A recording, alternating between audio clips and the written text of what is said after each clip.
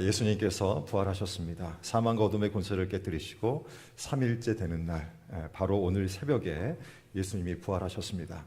그리고 수많은 사람들에게 그 부활의 몸을 보여주셨습니다. 고린도전서 15장 5절에 보면 게바인 베드로에게 보이셨고 제자들에게 보이셨고 그리고 500의 형제들에게 보이셨고 그리고 야고보에게 모든 사도에게 보이셨다고 기록하고 있습니다. 그래서 오늘은 어떤 날보다도 행복한 날입니다. 우리 옆 사람에게 그래서 이렇게 한번 서로 인사해 볼까요? 예수님께서 부활하셨습니다. 우리 한 번 더 인사해 봅시다. 예수님께서 부활하셨습니다. 예수님께서 부활하셨습니다. 자, 그러면 질문이 있는데요. 예수님의 부활에는 어떤 은혜가 담겨 있을까요? 크게 두 가지 은혜가 있습니다. 한 가지는 예수님의 부활은 구원을 완성하는 사건이라는 것입니다. 여러분 여기 동전이 있는데요. 이 동전에 보시면 동전 앞과 뒤가 있습니다. 어쩌면 십자가 사건과 이 부활 사건도 마치 동전의 양면과 같다는 것이죠. 한 묶음이라는 것입니다. 십자가의 죽음이 없었다면 부활이 있을 수 없고 부활이 없는 십자가 사건은 승리한 복음이 아니라는 것입니다. 그래서 구원을 이야기할 때, 복음을 이야기할 때 십자가와 부활을 늘 같이 이야기하게 되어집니다. 여러분 레위기 16장에 보면 대속죄일에 대한 말씀이 나옵니다. 대제사장이 1년에 한 번씩 이 대속죄일에 백성들의 죄를 속하기 위해서 지성소에 들어갑니다. 당시 지성소에 들어가는 대제사장은 방울 달린 옷을 입지 않고 세마포 옷을 입습니다. 그래서 움직이는 소리가 안 들립니다.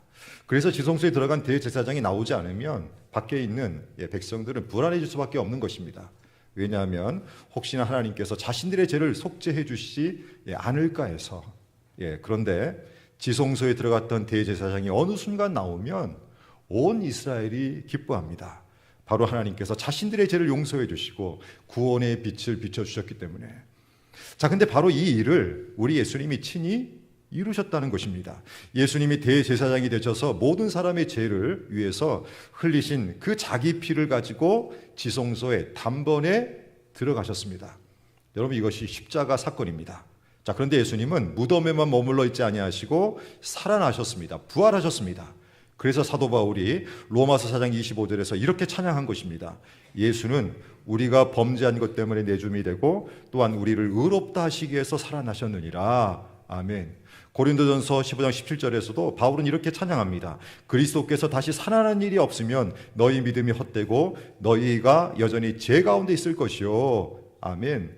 사랑하는 여러분, 이처럼 예수님의 부활 사건은 우리가 죄 가운데 벗어났음을 선포하는, 선언하는 구원을 완성하는 사건인 것입니다. 그래서 우리가 이렇게 주일날 부활주일을 이렇게 보내면서 하나님을 찬양하고 하나님을 예배하는 것이죠. 자, 또 한 가지 예수님의 부활 사건은 오늘 우리도 예수님처럼 부활할 것이라고 하는 그런 의미가, 은혜가 담겨 있습니다. 여러분, 부활은 단순히 죽었던 사람이 다시 사는 기적을 말하는 것이 아닙니다. 부활은 몸이 다시 살되 완전히 변화된 몸으로 사는, 다시 살아나는 그런 것을 의미합니다. 자, 그런데 우리 예수님이 먼저 이 모습을 친히 보여주셨다는 것이죠. 사실 저와 여러분은 현재 예수를 믿음으로 구원을 받아 영생을 얻었지만 우리의 몸은 아직 완전한 구원의 상태로 있는 것은 아닙니다. 자, 그러나 주님이 다시 오시는 그 재림의 날에 그때에는 오늘 우리도 부활의 몸으로 신령한 몸으로 변화되어져서 하나님 나라에서 영원히 우리 주님과 안식하게 되어진다는 것이죠. 자, 이 모습을 고린도전서 15장 42절로 44절에서 우리 주님이 이렇게 말씀해 주셨습니다. 이 말씀을 같이 읽어봅시다. 죽은 자의 부활도 그와 같으니 썩을 것으로 심고 썩지 아니할 것으로 다시 살아나며 욕된 것으로 심고 영광스러운 것으로 다시 살아나며 약한 것으로 심고 강한 것으로 다시 살아나며 육의 몸으로 심고 신령한 몸으로 다시 살아나니 육의 몸이 있은즉 또 영의 몸도 있느니라. 아멘. 여러분 이 말씀을 읽고 또 읽어보면 여러분 예수 그리스도를 믿는 자들이 어떤 변화된 모습으로 영원히 사는지에 대한 명확한 말씀을 해주고 있습니다. 썩을 것으로 심고 썩지 않을 것으로 다시 살아나며. 여러분, 인간의 몸은 점점 죽음을 향해 가는 과정 속에 있습니다. 나이가 들어지면 언젠가는 육신의 장막, 죽음을 맞이하게 된다는 것이죠. 그리고 죽음을 통해서 썩게 됩니다. 자, 그러나 부활의 몸은 썩지 않는 몸이라고 말씀해주고 있습니다. 욕된 곳으로 심고 영광스러운 곳으로 다시 살아나며, 인간의 몸은 타락 이후에 죄의 유혹을 받아서 넘어지기 쉬운 그런 정욕이 가득한 존재입니다. 욕되고 비참한 삶을 그래서 살게 되는 것이죠. 하지만 부활의 몸은 그 정욕에서 벗어나 죄의 종로로 타지 않고 거룩하게 영광스러운 그런 몸이라는 뜻입니다. 약한 것으로 심고 강한 것으로 다시 살아나며, 여러분, 인간의 몸은 늙고 병들고 피곤함을 느낍니다. 아마 오늘 예배 자리에 오신 여러분들도 다 그런 경험을 하셨을 것이고, 아니 하실지도 모르겠습니다. 한계를 가지고 있다는 것이죠. 우리의 육신의 몸은 약한 존재입니다. 자, 그러나 부활의 몸은 그렇지 않다는 거예요. 활력 있고 아름답고 강한 몸이라는 것입니다. 그런 몸으로 다시 살아나는 것이 부활의 모습이라는 것입니다.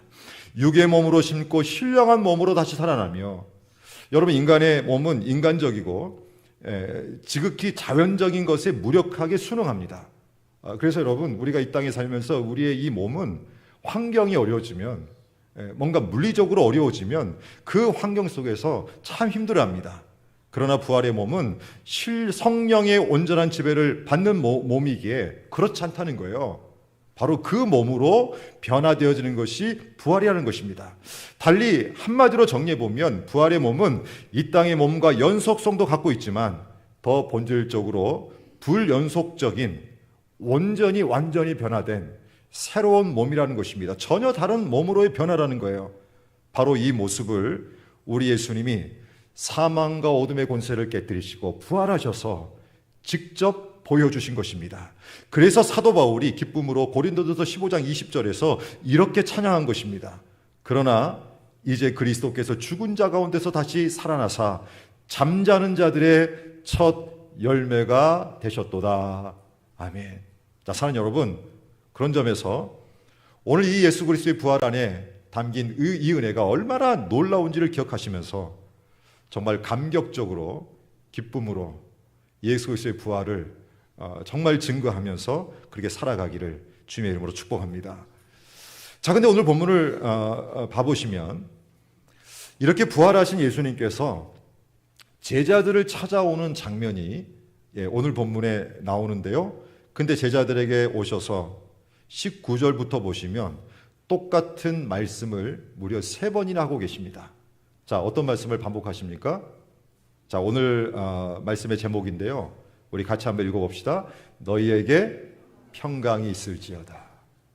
주님은 오늘 본문을 읽어볼 때 3번이나 이 말씀을 반복해서 지금 전하고 있습니다. 자, 19절 말씀 우리 같이 읽어봅시다.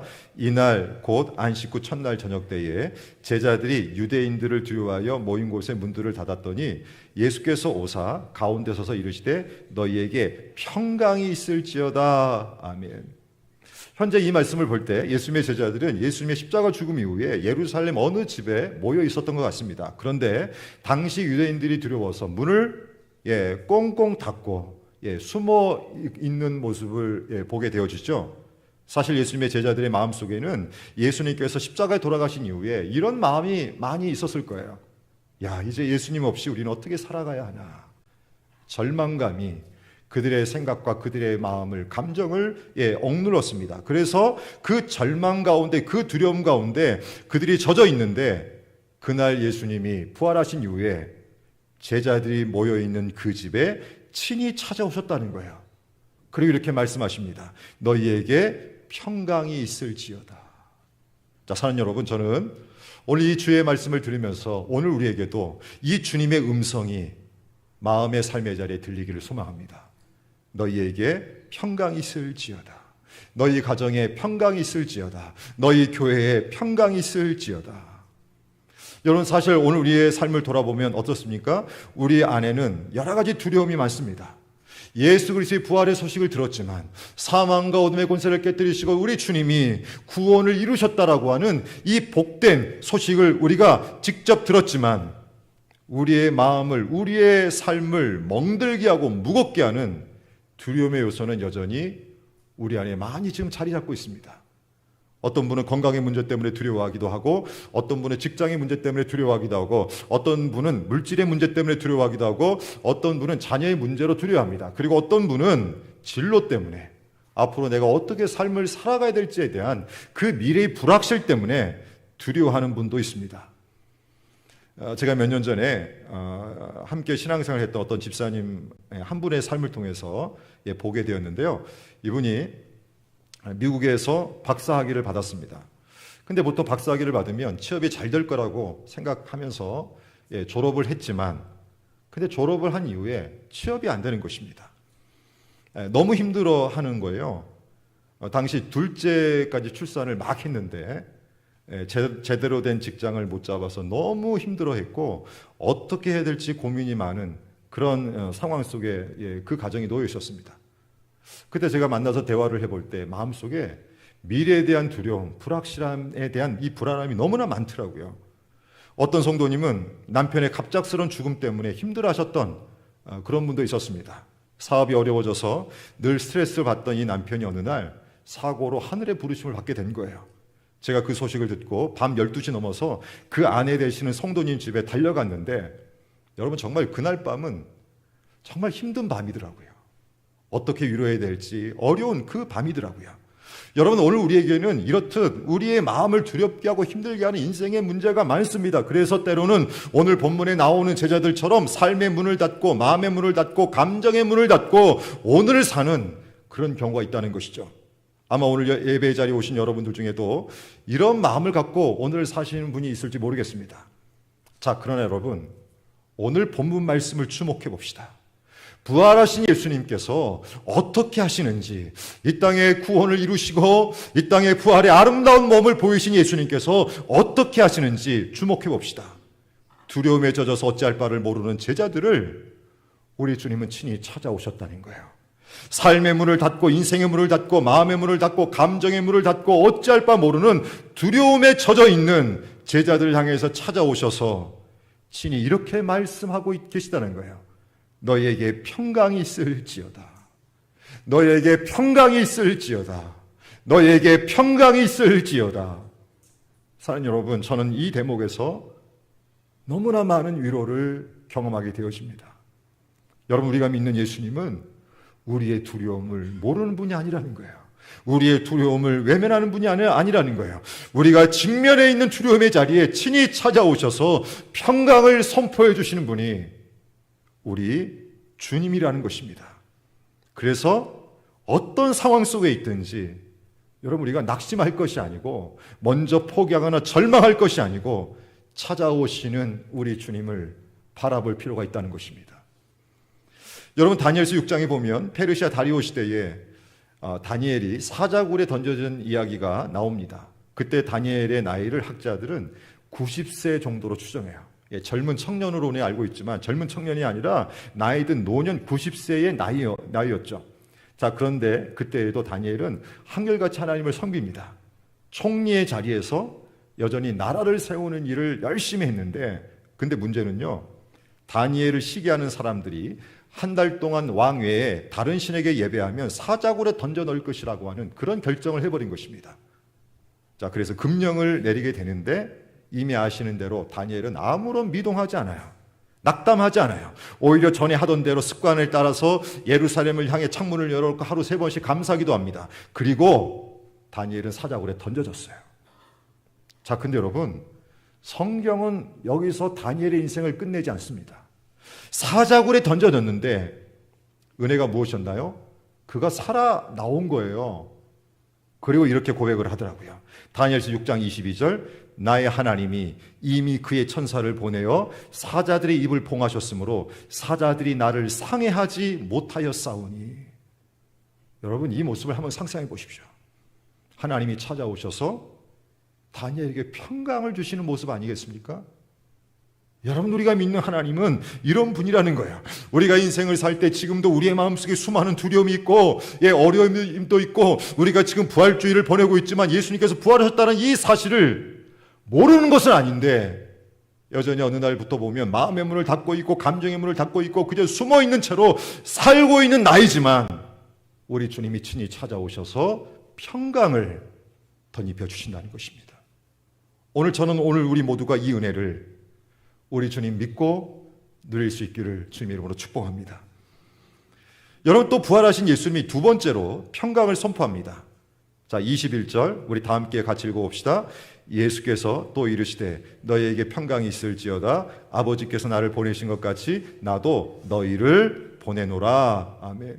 아버지께서 나를 보내신 것 같이. 여러분, 이 말씀은 아버지 하나님과 예수님과의 관계를 설명하고 있는 말씀입니다. 아버지 하나님은 보내시는 분이시고 예수님은 보냄을 받은 분이라는 거예요. 그래서 예수님은 아버지 하나님의 뜻을 따라 이 땅에 오셨고 그리고 십자가의 길을 가셨고 부활하심으로써 그 구속의 사명, 구원의 사명을 완성하셨습니다. 자, 그런데 주목할 것은요, 그 다음 내용이에요. 예수님이 우리와의 관계에서도 이 원칙을 말씀하고 계시다는 거예요. 아버지께서 나를 보내신 것 같이 나도 너희를 보내노라. 아멘. 예수님이 아버지 하나님의 뜻을 따라 이 땅에 오셔서 사명을 감당하신 것처럼 우리도 예수님의 뜻을 따라 사명을 감당하기를 원하신다는 거예요. 여러분, 그 사명이 뭘까요? 바로 복음 전파의 사명, 부활 증인으로 사는 것입니다. 자, 그러나 여러분, 이 사명을 감당하는 길이 어떨까요? 쉬울까요? 결코 쉽지 않습니다. 여러분, 사명을 감당하는 길은 결코 쉽지 않아요. 사명을 감당해 본 분들은 이미 아실 것입니다. 주님이 나에게 주신 사명, 복음 전파의 사명, 삶의 자리에서 예수 그리스도를 증거하고 부활 증인으로 삶을 사는 것 자체는 쉽지 않습니다. 그래서 예수님이 나도 너희를 보내노라 말씀하시기 전에 평강을 선포해 주신 거예요. 사명을 감당해야 할 주의 제자들에게 평강을 먼저 선포해 주신 것입니다. 너희에게 평강이 있을지어다. 너희에게 평강이 있을지어다. 사랑하는 여러분, 저는 오늘 이 두 번째 이 말씀에서도 위로와 힘을 얻습니다. 아, 주님은 내가 사명을 감당할 때 먼저 평강을 선물로 주시는 것이구나. 여러분, 그래서 사명을 감당하는 자들이 힘을 낼 수 있는 것입니다. 여러분, 열왕기하 6장에 보면 엘리사 때 이스라엘 북쪽에 있던 아람이 이스라엘을 공격해 온 적이 있습니다. 당시 아람 왕은 말과 병거와 수많은 군사를 보내서 이 이스라엘을 에워싼 거예요. 사마리아를 에워싼 것입니다. 위기의 순간이에요. 자, 그러자 엘리사의 상황이 너무나 불안했던지 주인인 엘리사에게 이런 고백을 합니다. 성경에 기록된 내용 그대로 읽어볼게요. 내 주여, 우리가 어찌하리이까? 어떻게 해야 됩니까? 불안한 마음으로, 두려운 마음으로 엘리사에게 이렇게 얘기합니다. 그런데 엘리사는 어떻게 했죠? 너무나 편안합니다. 자, 왜 엘리사는 평안했을까? 사명을 감당하고 있는데도 지금 상황은 어렵잖아요. 지금 아람 군대가 와서 어떻게 될지 모르는 상황이잖아요. 앞으로 사명 감당이 어려울 수 있는 그런 상황이잖아요. 근데도 엘리사는 너무나 편안했습니다. 왜 그랬을까? 엘리사의 눈에는 하나님이 보내신 하늘의 군대, 불말과 불병거가 가득 보였기 때문에 그런 것입니다. 열왕기하 6장 16절 17절 대답하되, 이제 사환에게 얘기하는 엘리사의 고백입니다. 대답하되 두려워하지 말라. 우리와 함께한 자가 그들과 함께한 자보다 많으니라 하고 기도하여 이르되 여호와여 원하건대 그의 눈을 열어서 보게 하옵소서 하니 여호와께서 그 청년의 눈을 여심해 그가 보니 불말과 불병거가 산에 가득하여 엘리사를 둘렀더라. 아멘. 여러분, 불말과 불병거가 엘리사의 주변에 둘러있는 모습을 상상해 보십시오. 사명을 감당하는 자를 우리 주님은 내버려 두지 않으신다는 거예요. 평강을 주시고 평강의 은혜를 누리도록 역사해 가신다는 것입니다. 혹시 사명을 감당하면서 마음이 지쳐있는 분이 계신가요? 오늘 주님의 평강의 말씀을 들으시기를 주님의 이름으로 소망합니다. 나는 너에게 평강을 주기를 원하노라. 여러분, 제 동기 목사님이 선교사로 해외에서 10년 동안 사역을 하다가요, 죽을 고비를 두사 차례 넘겼다는 이야기를 저에게 해줬던 기억이 납니다. 10년 사역을 했는데 한 번도 그 중간에 한국도 와보지도 않고 10년 사역을 했는데 죽을 고비를 두세 차례 넘겼다고 나중에 10년째 안식년 할 때 얘기를 해주는 거예요. 근데 어떻게 그렇게 할 수 있었는가 들어보니까 평강을 하나님이 주셨다는 거예요. 사랑하는 여러분, 하나님은 사명을 감당하는 자에게 반드시 평강을 주십니다. 또 오늘 본문을 보시면 예수님은 세 번째로 평강을 선포하십니다. 자, 어떤 자리에 평강을 선포하시나요? 의심의 자리에 있는 도마에게 평강을 선포하십니다. 여러분, 성경에 나오는 예수님의 제자 중에 이 도마는 의심의 대명사로 알려져 있죠. 예수님의 부활을 믿지 못하는 심각한 의심병에 걸려 있습니다. 자, 25절을 봐보십시오. 도마가 이르되 내가 그의 손에 못자국을 보며 내 손가락을 그 못자국에 넣으며 내 손을 그 옆구리에 넣어보지 않고는 믿지 아니하겠노라 하니라. 이미 예수 그리스도의 부활을 직접 경험한 제자들을 통해서 부활 소식을 들었거든요. 근데도 도마는 이런 반응을 보인 거예요. 그러자 예수님이 일주일 뒤에 오셔서 어떻게 하십니까? 먼저 평강을 선포하십니다. 그리고 못자국 난 손과 창자국 난 옆구리를 보여주시는 거예요. 자, 우리 26절 같이 읽어볼까요? 여드레를 지나서 제자들이 다시 집안에 있을 때에 도마도 함께 있고 문들이 닫혀 있는데 예수께서 오사 가운데서 이르시되 너희에게 평강이 있을지어다 하시고, 아멘. 그리고 27절에 이렇게 기록되어 있습니다. 도마에게 이르시되 내 손을 이리 내밀어 내 손을 보고 내 손을 내밀어 내 옆구리에 넣어보라. 여러분, 저 같으면요 따끔하게 혼부터 냈을 텐데 예수님은 화를 내지 아니하시고 평강을 선포해 주십니다. 그리고 친절하게요 다 보여주셔요. 여러분, 도마의 표정을 한번 상상해 볼까요? 한번 도마의 표정을 상상해 보십시오. 순간적으로 당황스러운 모습이 드러나 보입니다. 아니, 미안하고 죄송하고 감사하고 눈물이 났을지 모르겠어요. 예. 자, 사랑하는 여러분, 혹시 여러분 중에 아직도 주님의 부활을 믿지 못하고 의심하는 분이 있나요? 신앙생활하는 중에 아직도 주님에 대한 확신을 갖지 못하고 오늘 사는 분이 있습니까?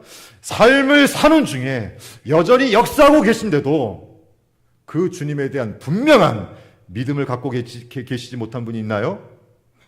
오늘 주님은 여러분들을 나무라기 전에, 아니 여러분들을 책망하지 않고 이렇게 말씀하십니다. 사랑하는 아들아, 사랑하는 딸아, 너희에게 평강이 있을지어다. 너희에게 평강이 있을지어다. 그리고 진리의 말씀을 통해서 예수님의 못자국 난 손과 찬자국 난 옆구리를 보여주십니다. 자, 그래서 여러분, 오늘 이런 결단을 했으면 좋겠습니다. 아, 이제 의심을 버리자. 이제 의심을 버리자. 그리고 주님의 말씀에 귀를 기울였으면 좋겠어요. 믿음 없는 자가 되지 말고 믿는 자가 되라. 믿음 없는 자가 되지 말고 믿는 자가 되라. 제가 며칠 전에 아침에 교회에 출근하는데요, 집 앞에 유치원 버스가 와서 이제 유치원 버스를 타는 아이들을 보게 되었습니다. 근데 이 엄마들이 유치원 버스를 타기 전에 모습을 보니까 아이들의 손을 꼭 붙들고 있는 거예요. 혹시라도 아이들이 차도로 갈까봐 아이들의 손을 꼭 붙들고 있더라고요. 근데 아이들은요, 차가 오고 차가 지나가는데도 얼마나 평안한지, 평안이 느껴지는 거예요. 의심하는 모습이 하나도 없더라고요. 여러분, 제가 그 모습을 보면서 와, 믿음은 이것이구나 라는 것을 깨달았습니다. 자, 사랑하는 여러분, 지금도 우리 주님은, 부활하신 주님은 친히 찾아오셔서 우리의 손을 잡아주시고 우리에게 평강의 빛을 비춰주시는 줄 믿습니다. 바로 그 주님 의지하면 우리가요, 걱정과 염려와 모든 것들을 이겨갈 수 있다는 것이죠. 우리 주님이 요한복음 10장 29절에서 이런 말씀을 하신 적이 있습니다. 그들을 주신 내 아버지는 만물보다 크심에 아무도 아버지 손에서 빼앗을 수 없느니라. 아멘. 사랑하는 여러분, 지금 우리가 사는 세상은 참 힘겹습니다. 어렵습니다. 그리하여 우리의 마음도 많이 무겁습니다. 자, 그러나 오늘 우리가 이 부활주일, 이 아침에 기억해야 할 것은 우리가 믿는 예수님은 사망과 어둠의 권세를 깨뜨리시고 부활하셨다는 것입니다. 그리고 지금도 우리에게 찾아오셔서 평강을 선포해 주십니다. 너희에게 평강이 있을지어다. 너희에게 평강이 있을지어다.